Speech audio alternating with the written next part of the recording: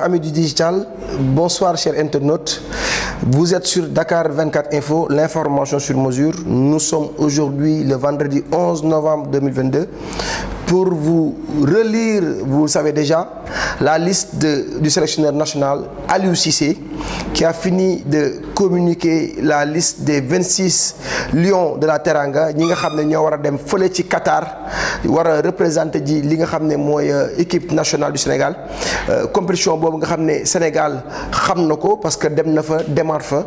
compétition bu mag boo xam ne ñëpp moom la ñuy xaar parce que le Sénégal est champion d'Afrique ñëpp moom la ñuy xaar parce que le Sénégal a un joueur de classe mondiale en la personne de Sadio Mané qui est 2 fois ballon d'or africain et qui a été sur le podium ci ballon d'or européen bi nekk ci ginnaaw Karim Benzema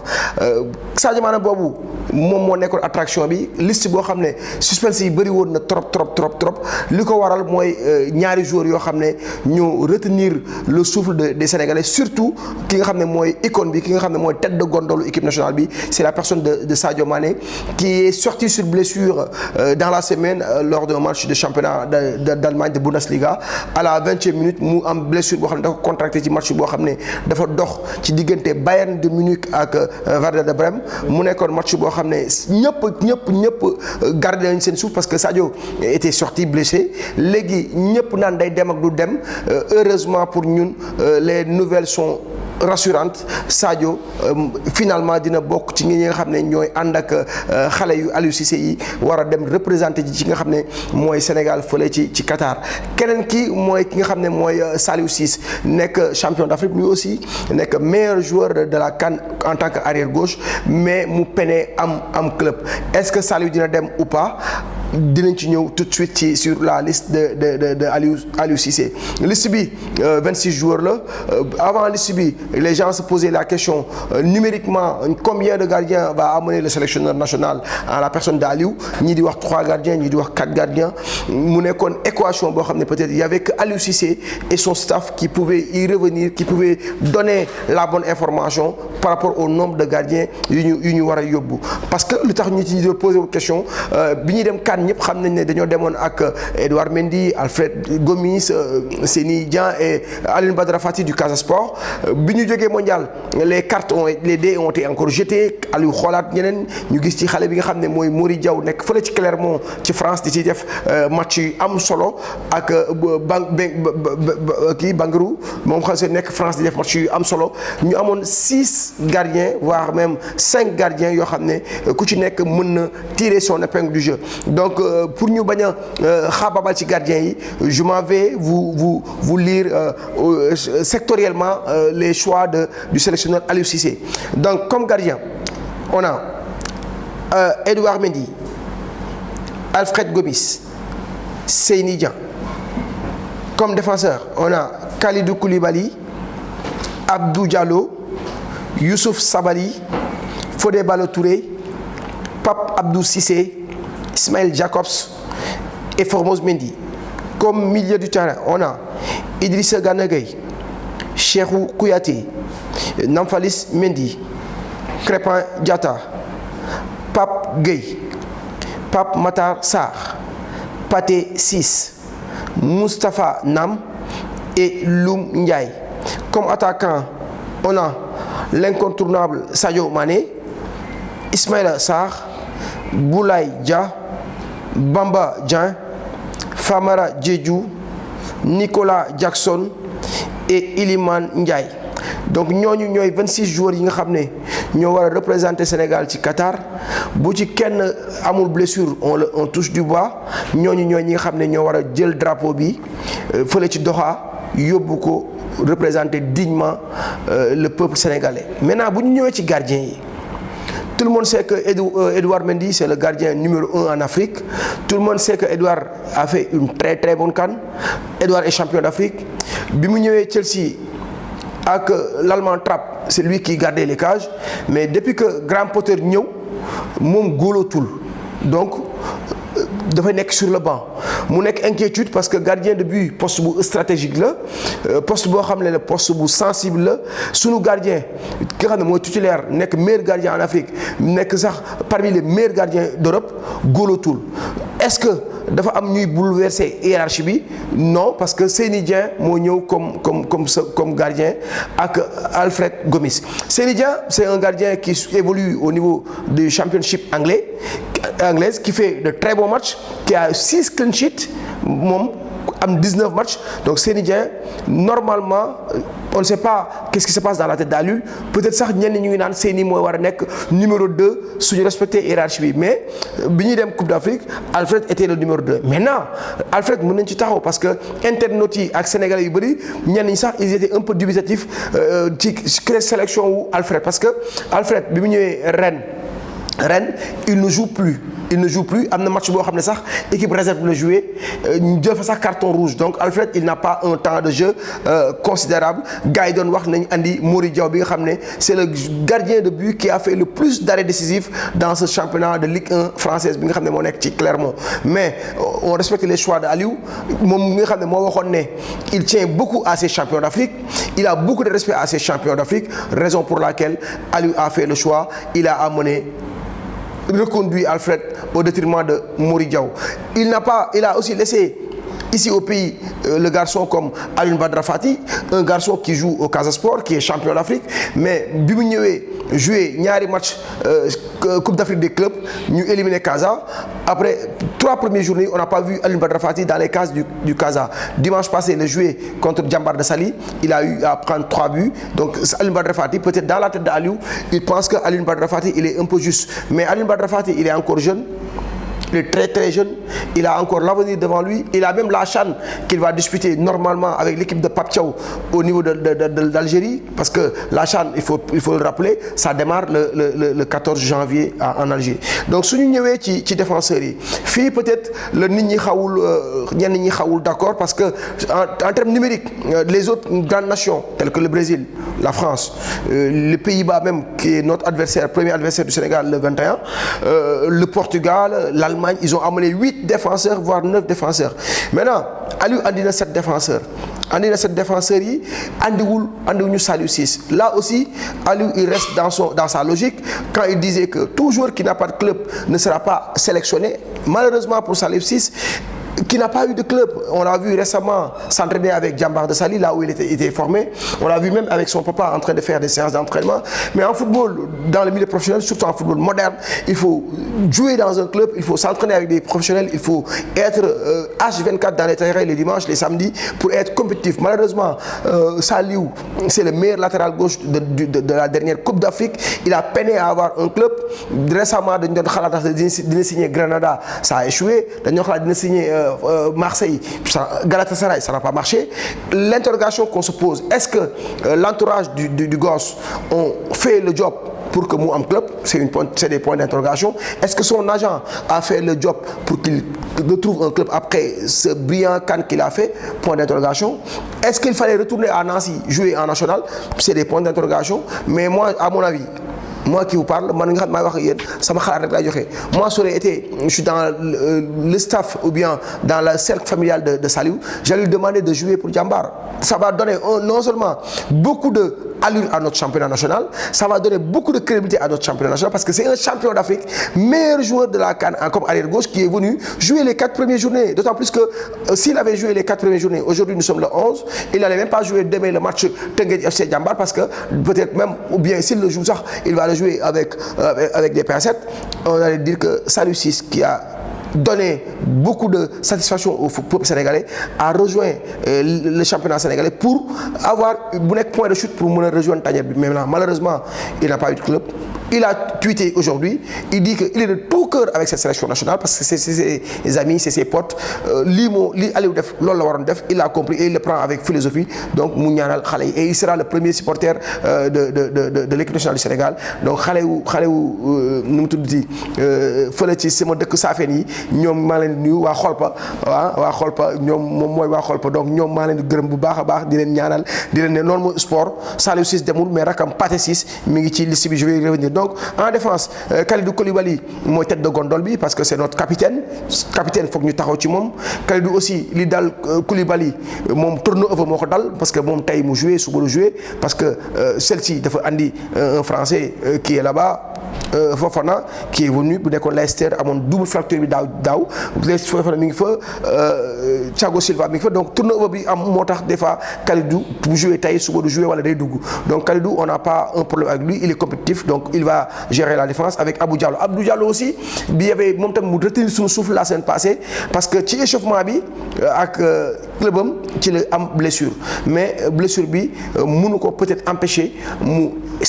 sélectionné ko ci mondial bi mënu ko empêcher aussi mu jouer coupe du monde donc Abdou Diallo bi fa Youssouf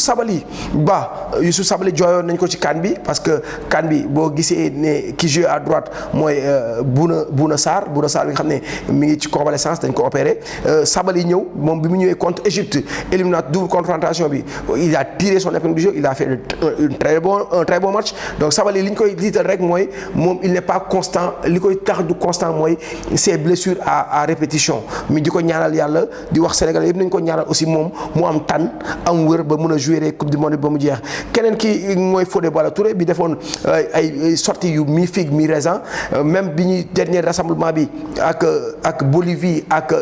Irak fële ci Autriche jot na jouer mais en demi-teinte donc Fodé moom aussi mi ngi Milan minutes yi mu am bariwul mais il connaît la tanière et Aliou va gérer ça. Pape Abdou Cissé il revient en défense centrale on l'a dit Pape Abdou Cissé c'est le remplaçant normalement de Abdou Diallo et de Kalidou Koulibaly. Ismaël Jacobs c'est un jeune joueur qui a fait aussi sa pige lors du dernier rassemblement c'est un bon joueur et le gosse l'enfant de Grand Yoff Formose Mendy qui a fait ses débuts depuis U17 U20 jusqu'à l'équipe nationale moom aussi joué na contre Bolivie def match bu baax donc Formose bi nga xam ne mi ngi ci Amiens am temps de jeu considérable peut-être moo nekk doublure Youssouf Sabaly mais pour rappel l'histoire nous a toujours donné raison à Aliou Youssouf c'est un droitier de métier. C'est un arrière droit de formation mais Youssouf a tendance à dépanner sur l'aile gauche on l'a vu N fois mais Aliou a amené 2 arrières latérales gauche et 2 arrières latérales droit c'est au niveau de la charnière centrale mu bàyyi fi ki nga xam ne mooy Abdoulaye Seck nga xam ne champion d'Afrique la moom nga xam ne barki démb rek moo dugal ñaari buts contre Paris Saint-Germain marqué woon Mbappé mais sonnoon ci trop Abdoulaye Seck bu nekk fële ci Israël ki ñu fi bàyyi keneen comme défenseur wax naa ko Saliou Ciss je reviens pas mooy Ibrahima Mbaye bi nga xam ne premier match CAN bi moo joué arrière droit nekkoon fële ci Italie donc ñooñu mooy ñi nga xam ne champion d'Afrique yi ñëwul ci défense bi mooy Abdoulaye Seck ak Ibrahima Mbaye suñu demee au milieu de terrain c'est là-bas où Aliou a amené plus de joueurs je pense que il a amené 9 joueurs mais ces 9 joueurs on peut l'expliquer il a amené Idrissa Gana Gueye bi nga xam ne PSG ak li fa jot a xew daaw on va pas rentrer dans les détails vous le connaissez mieux que moi jóge na PSG dem signer championnat bi mu xam dem signer Everton bi mu signer Everton il a commencé à tirer lui aussi son épingle du jeu Idi mi ngi foofu Cheikhou mi ngi foofu mais je vais m'attarder sur Cheikhou numériquement je vous ai dit que Aliou a amené 9 milieux de terrain 7 défenseurs contrairement aux grandes nations de football mais il faut savoir que Aliou les rares fois qu'il a eu des soucis en défense centrale il a amené Cheikhou là-bas et Cheikhou aussi il peut jouer polyvalence bi may na ko mu jouer défenseur central l'histoire a toujours donné raison à Aliou Cissé souvent jouer sur du classique sur un 4-2-3-1 donc d'autres peuvent dire que c'est pas cohérent mais la liste de Aliou elle est cohérente donc Cheikhou peut dépanner en défense centrale il y a Nampalys Mendy aussi li ko daloon ci CAN bi lu ko mel noonu moo ko dalaat ci coupe du monde bi il n'a pas beaucoup de temps de jeu en club mais Aliou il a la confiance d'Aliou et Nampalys je me rappelle pas mu def match boo xam ne au-dessus de la moyenne là donc Nampalys revient Crépin Aliou peut l'utiliser avec 2 casquettes parce que si Aliou joue sur du 4-2-3-1 souvent avec des matchs boo xam ne peut-être on risque de ne pas avoir 60% de possession de ballon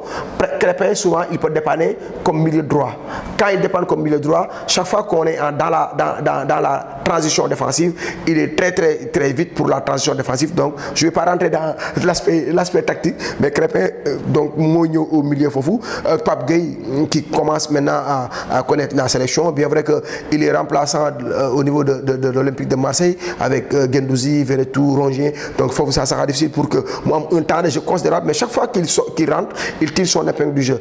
Pape Gueye Pape Matar Sarr foofu aussi dañ fa taxaw parce que Pape Matar aussi depuis que mu dem fële nga xam ne mooy Tottenham avec mon ami Conte mon ami italien donc Pape Matar il peine aussi à même être sur la feuille de match jéemoon nañ ko abale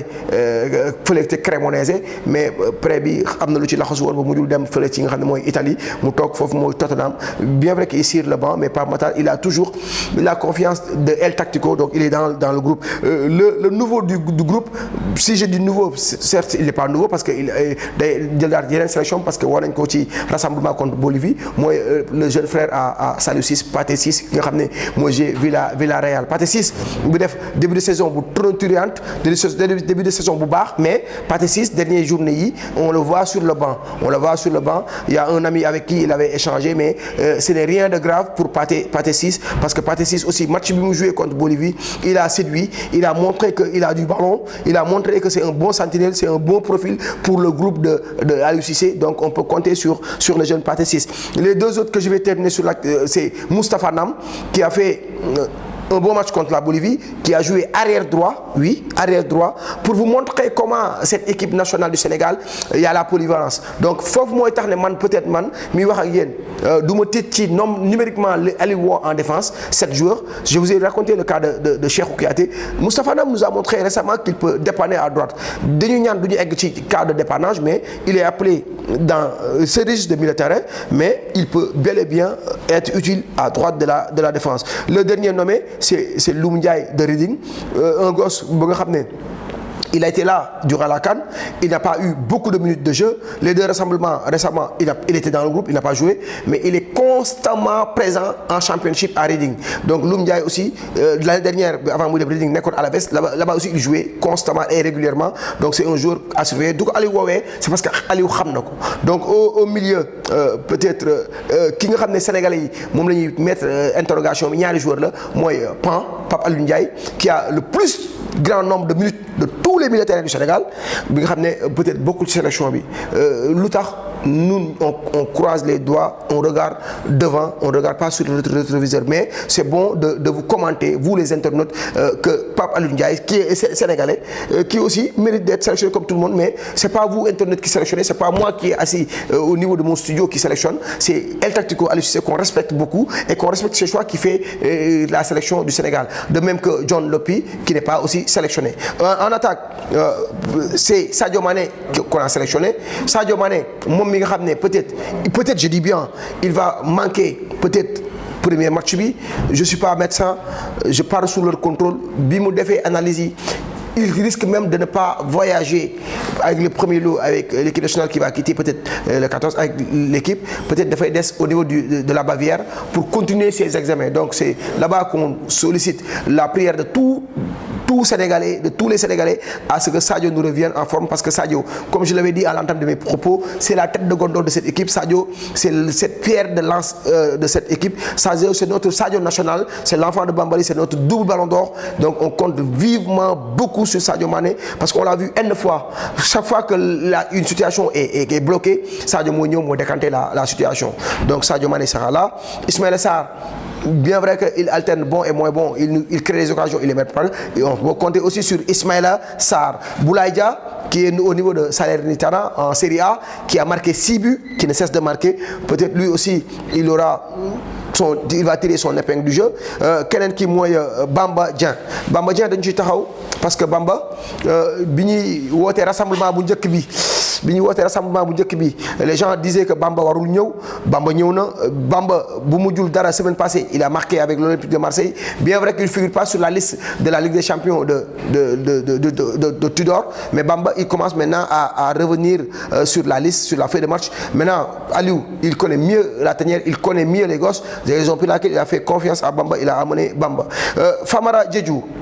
dinañ ci taxaw parce que Famara Diédhiou semaine passée il a joué que 20 minutes Famara gëj na jouer et que Famara jot na sax am penalty raté ko il a eu 0 minute 22 minutes yi la mujj am joué 0 but la am ci 11 journées yi mu jot ci Antalya Sport fële ci nga xam ne mooy Turquie Famara li tax Aliou woo ko peut-être je suis pas dans sa tête il peut servir de beaucoup de facettes parce que Famara c'est un pivot il faut savoir que bu ñuy def sélection bi le sélectionneur il mise sur la complémentarité donc li profilu Bamba du profilu Famara profilu Famara du profilu Boulaye donc il faut comprendre ça. ñaar ñi nga xam ne peut-être ñoom ñoo nekk woon champion d'Afrique ñëw ci attaque bi mooy Nicolas Jackson fi ji Villarreal bi nga xam ne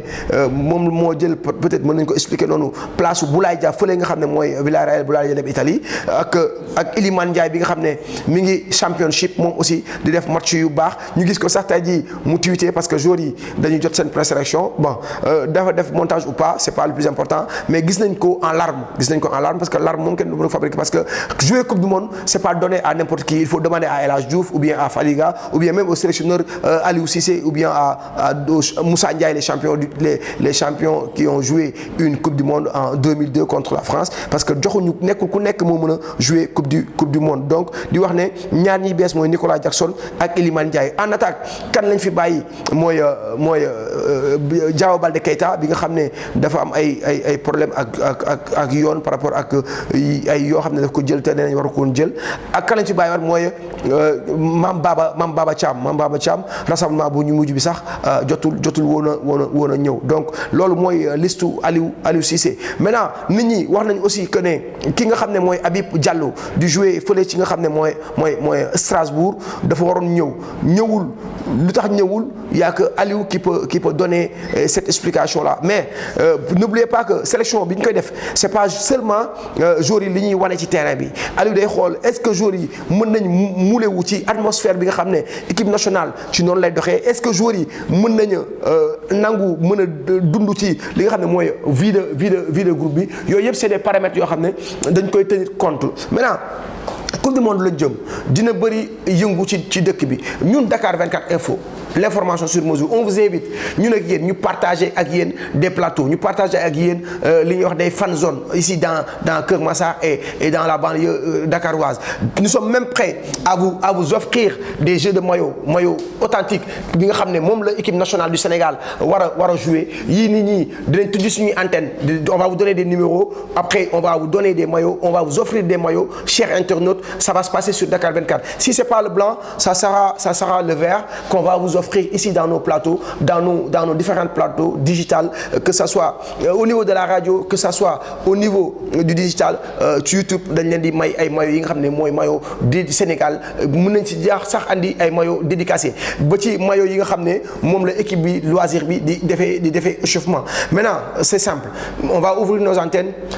on va faire des directs par rapport au match de l'équipe nationale du Sénégal et au match phare, on va créer nos fan zones pour que yéen ngeen mën a participer, pour que yéen ngeen mën a abonné tey bi ma sol nii ki nga xam ne mooy buur Pa Ousou dëkk fii ci Kër Massar ci yoonu armel bi moo fi jaar yëg nañ damay def émission il a participé donc Pa Ousou mi ngi jaay ay maillot fii c'est le commercial ngeen baal ma c'est parce que Pa Ousou moo fi jaar moom nee na maillot yi seerul ñi jaayee leneen moom boo leen ñëwee di ngeen ko am ci njëkk yu yomb xale Arafat bi moom lépp lu baax li jëm ci maillot sport ballon dàll vêtement solu da koy def donc Pa Ousou moo jaar fii donc ñu taxawaat ci équipe nationale du Sénégal du yëfu benn nit du yëfu état du yëfu Samba Ndiaye du yëfu Ngone Gueye du yëfu Ousmane du yëfu Amdi yëfu Sénégal yëpp la képp ku mën ñaan na ñaan ba pare li ñu leen di ñaan mooy ñun ñi nga xam ne ñooy taskatu xibaar yi nañu dooleel équipe bi lépp loo xam ne dafay faagaagal équipe bi da koy yàqal nañ ko bañ a publier nañ ko bañ a bind nañuy wane les images positives de l'équipe nationale vendons l'image de l'équipe nationale du Sénégal li ñu ko waxee woon ci Coupe d'Afrique ba yàlla andi Coupe d'Afrique man ko uti ndam bi c'est vraiment possible parce que moi j'ai vu cette sélection hollandaise avec laquelle on va jouer notre premier match c'est pas une foudre de guerre on va jouer le pays organisateur c'est pas fameux jouer nañu ñoom barki dem Arménie gagné ko 1-0 on va jouer avec l'Équateur des Sud-Américains on a l'habitude de jouer avec les Sud-Américains bi ñu demee Coupe du monde 2018 on a joué la Colombie donc bi ñuy éliminé Coupe du monde 2002 c'était la Turquie avec le fameux but de İhlan Mansiz qui a éliminé la bande à El Hadj Diouf. El Hadj Diouf qui sera avec l'équipe nationale du Sénégal qui sera avec Lamine Diatta qui vont avec Tony Silva qui vont donner beaucoup de motivation à nos gaynde nationales. Viva les gaynde nationales. Ça va se passer sur Dakar 24 Info. On se donne rendez-vous prochainement avec d'autres émissions avec la Coupe du monde Qatar 2022. Merci.